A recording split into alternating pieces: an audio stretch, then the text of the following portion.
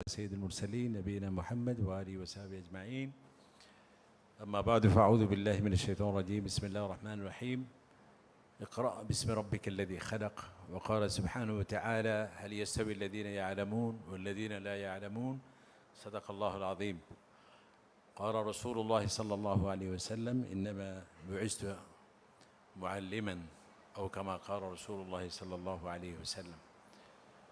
ঢাকা বিশ্ববিদ্যালয় সিরাত মাহফিল 2024 কর্তৃক আয়োজিত আজকের এই সুন্দর বরকতপূর্ণ সেমিনারের সিরাতের সম্মানিত সভাপতি, মঞ্চ উপবিষ্ট অতিথিবর্গ এবং প্রাচ্যের অক্সফোর্ড ঢাকা বিশ্ববিদ্যালয়ের সম্মানিত শিক্ষক মণ্ডলী, আমাদের সহকর্মীবৃন্দ, মুআজ্জাজ উলামায়ে কেরাম এবং সুপ্রিয় ছাত্রছাত্রী ভাই ও বোনেরা, মা ও বোনেরা এবং সর্বস্তরের ভাইরা, আসসালামু আলাইকুম ওয়া রাহমাতুল্লাহি ওয়া বারাকাতুহু।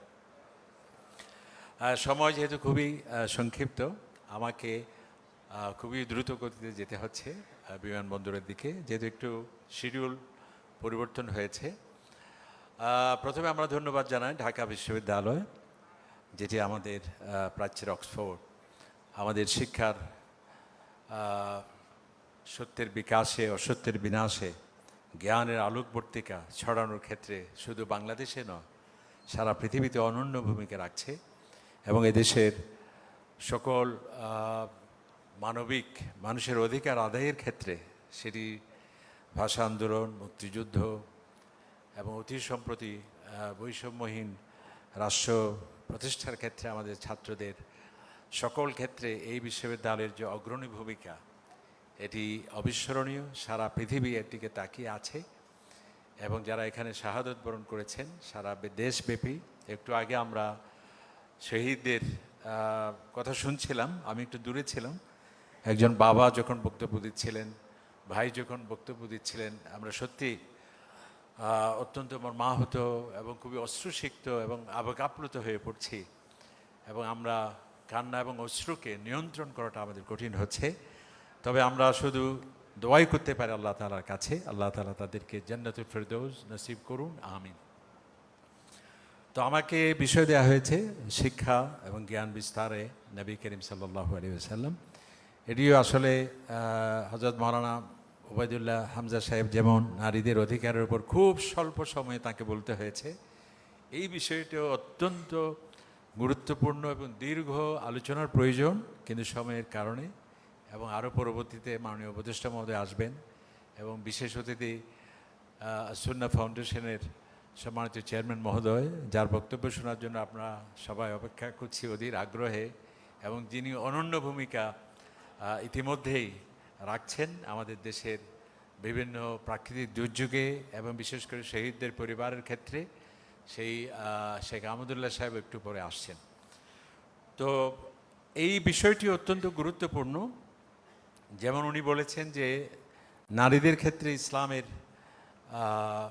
যেমন অভিযোগ করা হয়, ঠিক তেমনি আরেকটি অভিযোগ হলো, সেটি হচ্ছে ইসলাম মানে হলো, ধর্ম মানে হলো, ধার্মিকতা মানে পশ্চাৎপদতা, ধার্মিকতা মানে হচ্ছে জ্ঞান বিজ্ঞান পরিপন্থী, ধার্মিকতা মানেই হলো যেন বিজ্ঞান মনস্ক জাতি গঠনে বাধা, ধর্ম মানেই হচ্ছে একটা কুসংস্কার, ধর্ম মানেই হচ্ছে একটা জড়তা, অন্ধবিশ্বাস, অন্ধ আনুগত্য, এই ধরনের অভিযোগগুলো দেওয়া হয়।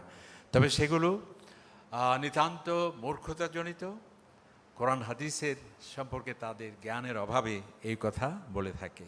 ইসলাম এর থেকে যোজন মাইল দূরে, বরং ইসলাম হচ্ছে শিক্ষার ধর্ম, জ্ঞানের ধর্ম এবং বিজ্ঞানের ধর্ম, সত্যের বিকাশের ধর্ম, অসত্যের বিনাশের ধর্ম। এবং যত বেশি জ্ঞান বিজ্ঞান বিকশিত হবে, ততই মানুষের কাছে এটি অকাট্যভাবে প্রমাণিত হবে ইসলাম সত্য, কোরআন সত্য, নবীজি সত্য। সেই জন্যে সকল নবীরা, একটু আগে যে আমি হাদিসটা তেলাওয়াত করেছি, আল্লাহ নবী ইরশাদ করলেন, আমি সমগ্র মানবতার শ্রেষ্ঠ শিক্ষক হিসেবে আল্লাহ তাআলা আমাকে পাঠিয়েছেন। আলহামদুলিল্লাহ, সকল নবীরাই শিক্ষক ছিলেন এবং এই যে জ্ঞানের বা শিক্ষার বিস্তারের যে নবীকে ইসলামী সর্বপ্রথম উদ্বোধন করলেন, এর আগে আমরা অন্ধকারে ছিলাম, সারা পৃথিবী তেমনটি নয়। আল্লাহ তাআলা বলছে, কুল, হে নবী আপনি বলুন, মা কুনতু বিদআম মিনার রাসূল, আমি কোনো নতুন নবী নই যে হঠাৎ করে এসেছি। আমার আগে অসংখ্য নবী এই পৃথিবীতে এসেছেন এবং প্রত্যেক নবী তারা আলোকিত করেছেন সমাজকে, জ্ঞানের কথা বলেছেন, আলোকবর্তিকা ছড়িয়েছেন এবং মানুষকে স্রষ্টা এবং সৃষ্টির মাঝে তারা সম্পর্ক পরিচিতি তুলে ধরেছেন এবং কুসংস্কারকে দূর করে সত্যকে তারা আলোকিত করেছেন। এই জন্যে শুধু আমাদের নবী বিজ্ঞানীদের মহাবিস্ময় নয়, আগেকার যারা নবী ছিলেন, এক একজন নবী তাদের এক একটি মুজিজাতে আজকের আধুনিক বিজ্ঞান বিস্মিত। যেমন দেখুন হজরতে সুলাইমান আলাইহিস সালাম। কারণ কি? কারণ আমরা জ্ঞানের ক্ষেত্রে অগ্রসর স্থান, অনগ্রসর স্থান বলি। অর্থাৎ যারা রাজধানীতে আছে তারা ভালো জানবে, যারা মফস্বল আছে তারা জানবে না, এই যাতে না হয় আল্লাহ তাআলা জ্ঞানের আলো ছড়িয়ে দেওয়ার জন্যে সারা পৃথিবীতে লিকুল্লি কওমিন হাদ, প্রত্যেকটা সম্প্রদায়ে আমি নবী পাঠিয়েছি জ্ঞানের আলো ছড়িয়ে দেওয়ার জন্য। ওয়া ইম মিন উম্মাতিন ইল্লা খালা ফিহা নাদির, প্রতিটি জাতিতে জাতিতে আমি নবী প্রেরণ করেছি জ্ঞানের আলো ছড়িয়ে দেওয়ার জন্য। ওয়াদরিব লাহুম মাসালা আসহাবাল কারিয়া, এমনকি গ্রামে গ্রামে আমি নবী পাঠিয়েছি। সুবহানাল্লাহ। অর্থাৎ কেউ যাতে বলতে না পারে আমরা অনগ্রসর ছিলাম, আমরা জ্ঞানের আলো থেকে আমরা বিচ্ছিন্ন ছিলাম, এটি যাতে না হয়। তো যেমন সুলাইমান আলাইহিস সালাম দেখুন কিভাবে বলা হয় যে ইসলাম বিজ্ঞান পরিপন্থী, বিজ্ঞান মনস্ক জাতি গঠনে বাধা, এবং ইসলাম বা ধর্ম আসলেই বিজ্ঞান স্তব্ধ হয়ে যাবে। বরং বিজ্ঞানী নবীদের মুজিজা এত সুপার বিজ্ঞানী, সায়েন্টিফিক, যা বিজ্ঞানী অবাক। যেমন দেখুন হযরত সুলাইমান আলাইহিস সালাম, আমরা জানি যে তিনি পাখির ভাষা, যেটি মাত্র ডারউইন বলেছে কিছুদিন আগে যে পাখিদের ভাষা আছে, আগে বিজ্ঞানীদের জানা ছিল না। আর আল্লাহ তাআলা কোরআন শরীফে বলছেন, হে সুলাইমান আপনি বলুন, কাদ উল্লিমনা মানতিকাত তায়র, পাখিদের যে ভাষা আছে সেটা আমাকে শিক্ষা দেওয়া হয়েছে। সুবহানাল্লাহ। এবং দেখুন আজকে আমরা টোকিওতে সম্রাট যদি বক্তব্য দেয়, আমরা তার বাসভবন দেখতে পাবো, রাজপ্রাসাদ দেখতে পাবো, কিন্তু ঢাকায় সেই রাজপ্রাসাদ এখনো বিজ্ঞান ঢাকায় নিয়ে আসতে পারবে সেই অগ্রগতি এখনো বিজ্ঞানের কাছে নেই। আর হযরত সুলাইমান আলাইহিস সালাম পার্শ্ববর্তী সাম্রাজ্যের রানী বিলকিস, ওনাকে দাওয়াত দেওয়া হয়েছে। তিনি আসার আগেই কোরআন শরীফের মধ্যে সেই ঘটনা আসছে যে তোমাদের মধ্যে কে আছে তার সিংহাসনকে আমার সামনে উপস্থিত করতে পারো। একজন ব্যক্তি বললেন, ওয়াকার আল্লাযী ইনদাহু ইলমু মিনাল কিতাব। এখানে দেখুন যাকে জ্ঞান দেওয়া হয়েছে, এখানে এল মানে সায়েন্স, জ্ঞান দেওয়া হয়েছে, উনি বললেন যে বাদশাহ আপনার চোখের পলক পড়বে এর আগেই আমি তার প্রাসাদকে আপনার সামনে নিয়ে আসব। সেকেন্ড তো নয়, ন্যানো সেকেন্ড যেটাকে আমরা বলি, এর আগেই সেই রাজপ্রাসাদ উপস্থিত। রানী যখন দেখলেন তিনি অবাক হলেন। তাকে জিজ্ঞেস করা হলো, এই প্রাসাদকে আপনি চিনতে পাচ্ছেন? বলছে, হ্যাঁ তাই তো, এটা তো আমার, কান্নাহু হু, এটিতে মনে আমার প্রাসাদই বলা হচ্ছে, এটি আপনারই প্রাসাদ। বিজ্ঞান অবাক। সেই হোয়াইট হাউসের ছবি নিয়ে আসতে পারবে, কিন্তু হোয়াইট হাউসকে আমাদের টিএসসির সামনে নিয়ে আসতে অক্ষম। এভাবে জুলকারনাইন দেখুন কি হাইটেক, উচ্চ প্রযুক্তি, ইয়াজুজ মাজুজের সন্ত্রাস এবং তাদের নেতিবাচকতা থেকে পরিত্রাণের জন্যে কোরআন শরীফের মধ্যে আসছে না যে আতুনি জুবার আল হাদিদ, তোমরা আমাকে লৌহ নিয়ে আসো, সীসাডালা প্রাচীর দিয়ে এমন একটি বাঁধ দেব তাতে তোমাদের আর কেউ ক্ষতি করতে পারবে না। কোরআন শরীফের মধ্যে আসছে। আমাদের হাইটেক যেখানে অবাক যে 1000 বছর আগে কিভাবে সম্ভব। এভাবে প্রত্যেকটা নবী, এমনকি দেখুন যে হযরত ইউসুফ আলাইহিস সালাম, তার সময় রাজা স্বপ্ন দেখেছিলেন আপনারা জানেন, সেখানে দুর্ভিক্ষ অত্যাসন্ন। সেই দুর্ভিক্ষ মোকাবেলায় ফর্মুলা দিয়েছিলেন কে, বাজেট দিয়েছিলেন কে?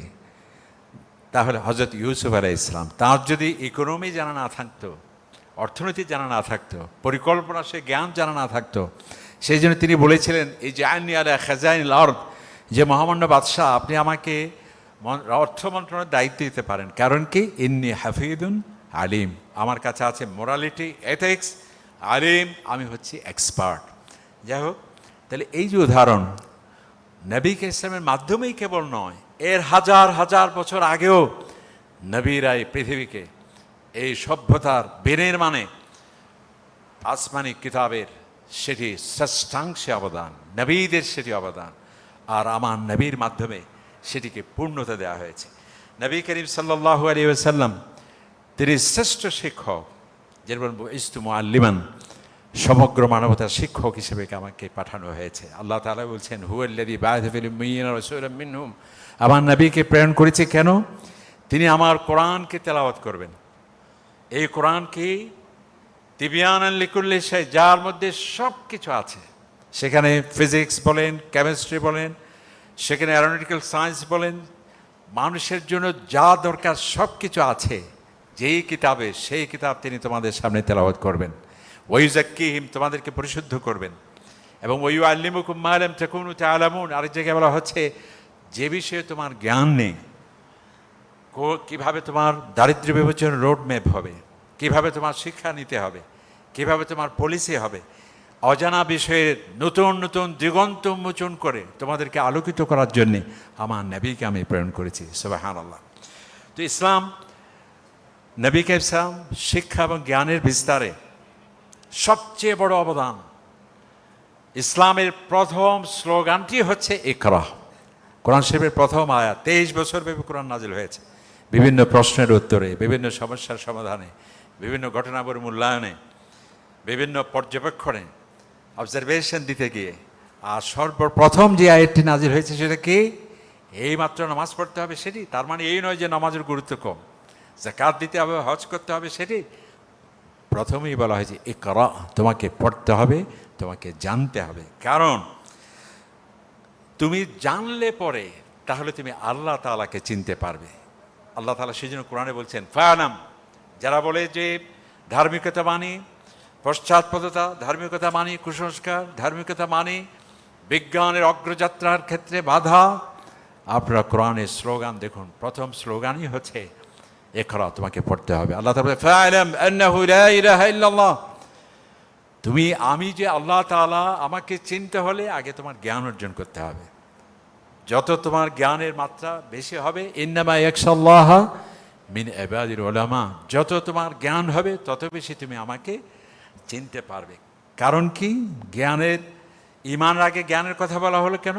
কারণ একজন বিজ্ঞানী যখন সে দেখতে পায় এই যে আমরা অক্সিজেন গ্রহণ করছি, শতকরা 21 ভাগ এই বাতাসের মধ্যে, যদি সেটি শতকরা 5 ভাগ হয়, ইন্না লিল্লাহি ওয়া ইন্না ইলাইহি রাজিউন, যদি সেটি শতকরা 50 ভাগ বা এর থেকে বেশি হয়, দাহ্যমান বস্তুতে আগুন আর আগুন। তাহলে এমন কি হলো যেটি কমেও না আবার বৃদ্ধিও হয় না? তাহলে সে বুঝবে যে এই গাণিতিক নিয়ম, এটি অবশ্যই আকস্মিক কোনো ঘটনা নয়, এটা কোনো ন্যাচারাল কোনো খেলা নয়, এটি কেবল প্রকৃতিবাদীদের যে স্লোগান সেটি নয়, অবশ্যই একজন নিয়ন্ত্রণ করছেন, তিনি হচ্ছেন আল্লাহ। এই জন্যই আল্লাহ তাআলা বলছেন ফা'লাম, তোমার যদি তুমি জ্ঞান অর্জন করে তাহলে তুমি আমাকে বুঝতে পারবে। এবং ইসলাম সেজন্যে যে জ্ঞানের যত বেশি প্রচার হবে, প্রসার হবে, সেটিকে সবচেয়ে অগ্রাধিকার দেওয়া হয়েছে। কারণ কি? ইসলামের সাথে বিজ্ঞানের কোনো সাংঘর্ষিকতা নেই। যদি কোনো সাংঘর্ষিকতা হয়, বৈপরীত্য হয়, তাহলে বিজ্ঞানীদের দয়া করে বলতে হবে তোমাদের স্টাডি এখনো প্রাথমিক পর্যায়ে, আরও তুমি এগিয়ে যাও, সত্যকে তুমি জানতে পারবে। সেজন্য আল্লাহ তাআলা বলছেন হাল ইয়াস্তাবিল্লাযীনা ইয়ালামুন ওয়াল্লাযীনা লা ইয়ালামুন, যারা জানে আর যারা জানে না কখনো সমান হতে পারে না। যাদের জ্ঞান আছে তাদের স্ট্যাটাসকে সবার ঊর্ধ্বে আমি স্থান দিয়েছি, ওয়াল্লাযীনা উতুল ইলমা দারাজাত। এরপরে আল্লাহ তাআলা বলছে এই জ্ঞান কেবল বই পড়ে নয়, ইসলাম যে কত ব্যাপক, কি জ্ঞানের কথা বলেছেন আমার নবী, কি বিদ্যার উৎকর্ষ সাধনে মৌলিক নীতিমালা ঘোষণা করা হয়েছে কোরআনে পাকে, নবীকে ইসলামের শ্রেষ্ঠ মুজিজা কোরআনে। তোমাকে যে চক্ষু দেওয়া হয়েছে, ইন্নাস সামআ ওয়াল বাসারা ওয়াল ফুআদা কুল্লু উলাইকা কানা আনহু মাসউলা, তুমি দেখে জ্ঞান অর্জন করবে, শুনে জ্ঞান অর্জন করবে, এবং তোমাকে যে হৃদয় দেওয়া হয়েছে সেই হৃদয় দিয়ে তোমাকে জ্ঞান অর্জন করতে হবে। আর যারা সেটিকে ব্যবহার করে না, লাহুম কুলুবুন লা ইয়াফকাহুনা বিহা, আলহামদুলিল্লাহ আমরা স্বাগত জানাচ্ছি। একটু আগেই যার কথা আমরা বলেছি আসুন্না ফাউন্ডেশনের মাননীয় চেয়ারম্যান মহোদয়।